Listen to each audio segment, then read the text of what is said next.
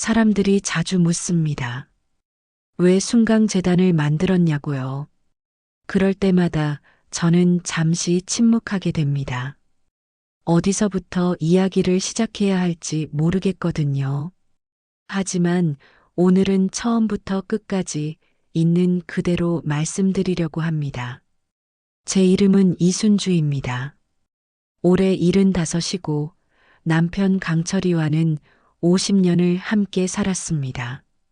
사람들은 저희를 부러워했어요. 자수성가한 남편, 든든한 아내, 그리고 의젓하게 자란 아들 태우까지. 겉으로 보기엔 정말 완벽한 가정이었거든요. 하지만 인생이란 게 그렇게 단순하지 않더라고요.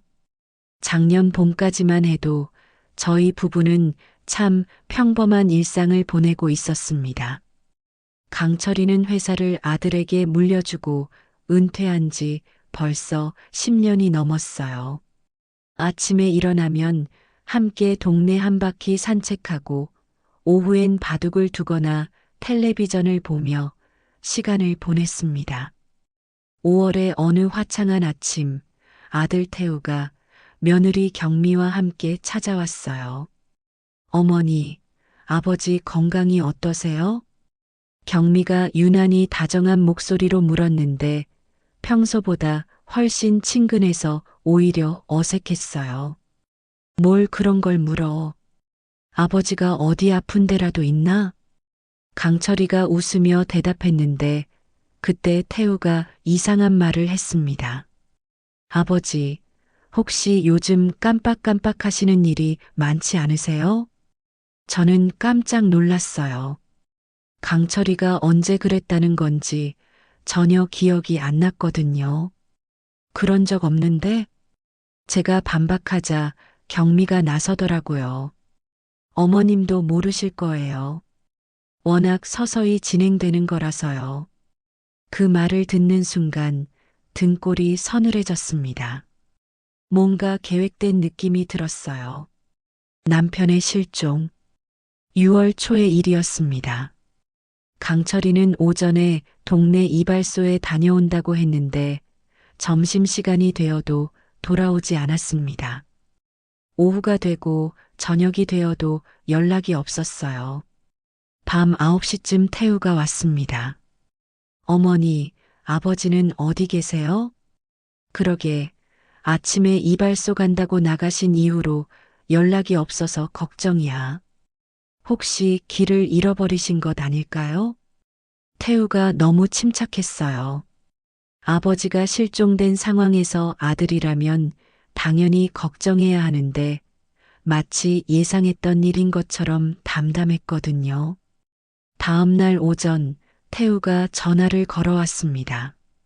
어머니, 아버지 찾았어요. 요양병원에 계세요. 하지만 제가 그 병원에 직접 확인해 보니 그런 환자는 없다고 하더라고요. 태우가 거짓말을 하고 있었던 거예요. 집안을 자세히 살펴보니 이상한 점들이 보이기 시작했어요. 강철이의 안경, 혈압약, 평소 신던 신발이 모두 그대로 있었어요. 마치 급하게 끌려나간 것 같았습니다. 재산을 노린 계략. 며칠 후 경미가 찾아와서 강철이의 옷가지를 가져가겠다고 했어요. 그런데 이상하게도 이번 환자에게 필요할 것 같지 않은 것들까지 가져갔습니다. 사진첩, 도장함, 중요한 서류들까지 말이에요. 도장은 왜 가져가려고 하는 거야? 혹시 병원비 결제할 일이 있을까 봐서요. 며칠 후에는 태우가 와서 인감 도장을 달라고 하더군요. 아버지 명의 보험 정리하는 일이 있어서요. 저는 거절했습니다. 그런데 태우가 화를 내더라고요. 어머니, 이런 식으로 비협조적으로 나오시면 아버지 치료에 지장이 생겨요. 협조적이라는 말이 가슴에 와 닿았어요. 제가 언제부터 비협조적인 사람이 되었나요? 결정적 증거 발견. 어느 날 태우가 강철이의 옷을 정리한다며 차 트렁크에 실어 나가는 걸 봤어요. 그런데 그 트렁크 밑에 낡은 휠체어가 하나 보이더라고요. 강철이는 다리도 멀쩡한데 휠체어가 왜 필요한지 이상했습니다. 그날 밤 몰래 휠체어를 자세히 살펴봤어요. 팔걸이 부분에 강철이의 옷에서 뜯어진 것 같은 천 조각이 끼어 있었습니다. 분명히 강철이를 강제로 이동시킬 때 사용한 것이었어요. 더 이상 혼자서는 해결할 수 없다는 생각이 들어서 강철이의 오랜 친구인 최 이사를 찾아갔습니다. 이사님, 우리 강철이가 행방불명됐어요. 상황을 자세히 설명해 드렸더니 최 이사의 표정이 점점 심각해졌습니다. 순주야, 이건 단순한 문제가 아니야. 변호사를 만나봐야겠어. 최 이사가 소개해준 김민준 변호사는 30대 중반쯤 되어 보이는 젊은 분이었어요. 노인 관련 사건을 많이 다루는 전문가라고 하더군요. 어머님, 이건 전형적인 노인 대상 재산 갈취 사건의 패턴입니다. 김 변호사의 설명을 들으니 상황이 명확해졌어요. 아들이 아버지를 격리시켜 놓고 재산을 가로채려는 계획이었던 거죠. 사립 탐정을 통해 강철이를 찾아냈어요. 시 외곽에 있는 무허가 요양원에 강제 입원되어 있었습니다. 다행히 건강에는 큰 이상이 없으세요. 하지만 강제로 신경안정제를 투여받고 계신 것 같아요.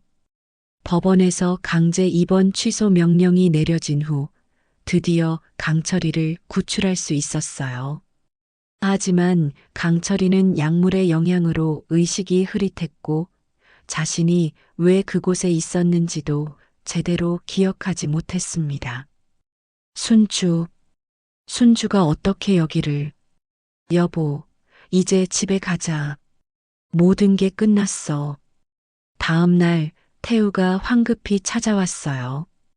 어머니, 아버지를 왜 임의로 데려오셨어요? 임의로? 내가 아버지를 불법 요양원에 가둬놓고 무슨 소리야? 태우는 순간 말문이 막혔어요. 하지만 곧 경미가 나타나서 끝까지 자신들이 옳다는 식으로 말했습니다. 어머님, 사실 저희는 부모님을 위해서 한 일이에요. 재산 정리?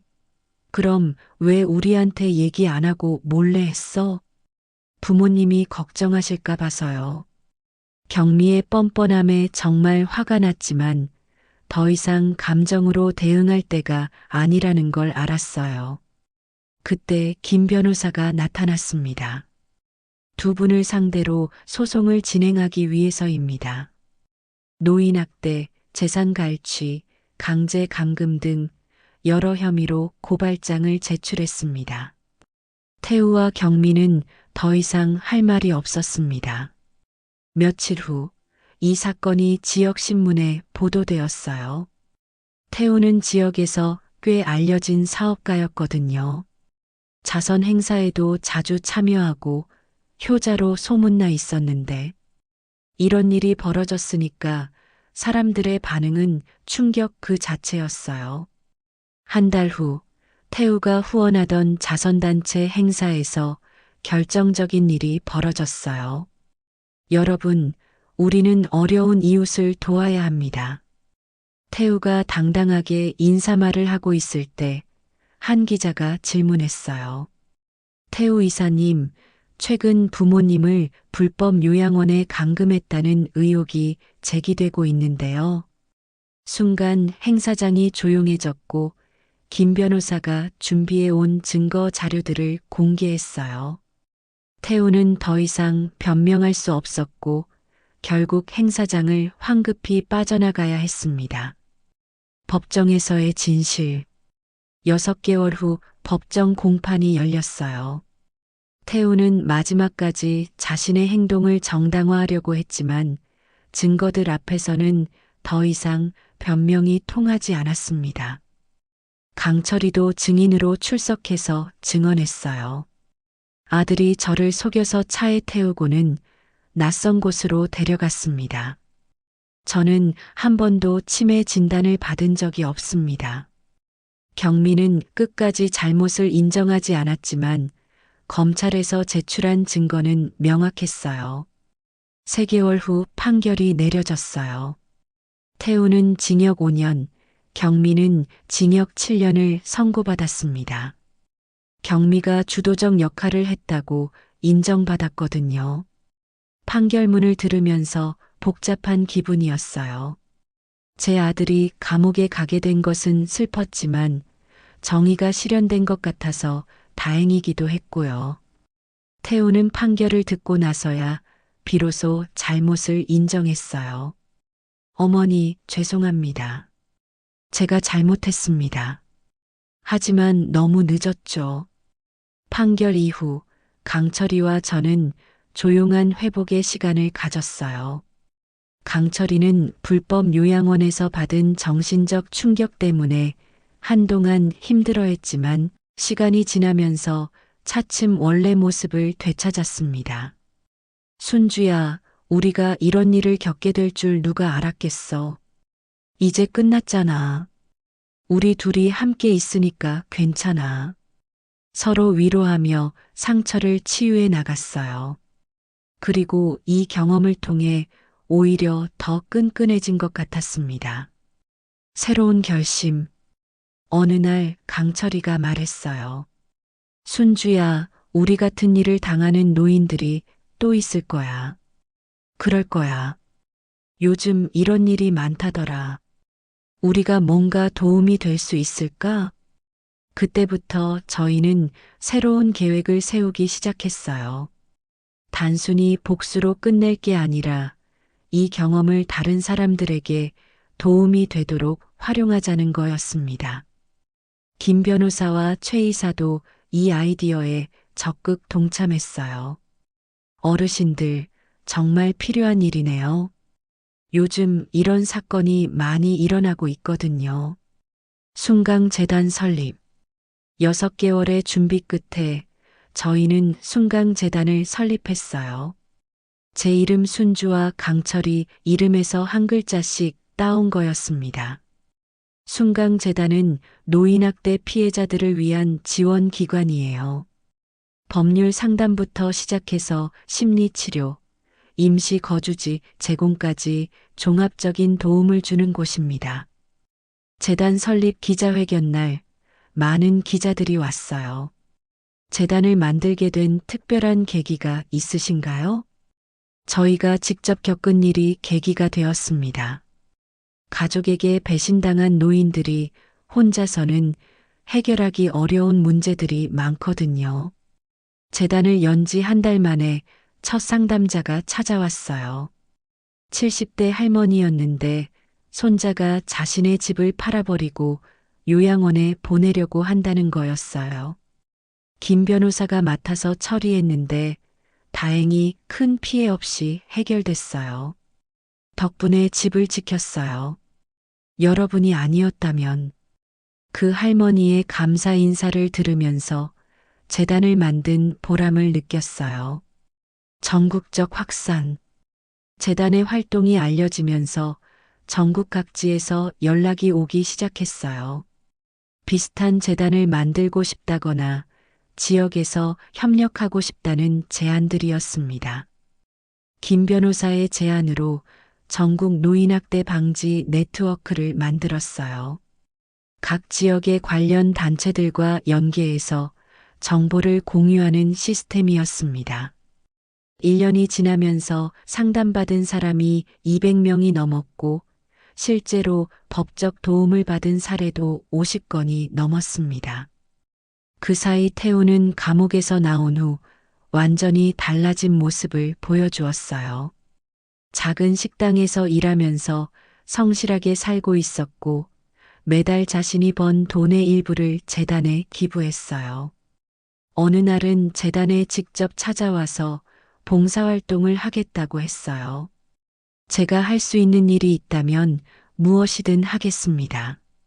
처음엔 망설였지만 진심으로 반성하는 모습을 보니 기회를 주고 싶어졌어요. 태우는 정말 열심히 했어요.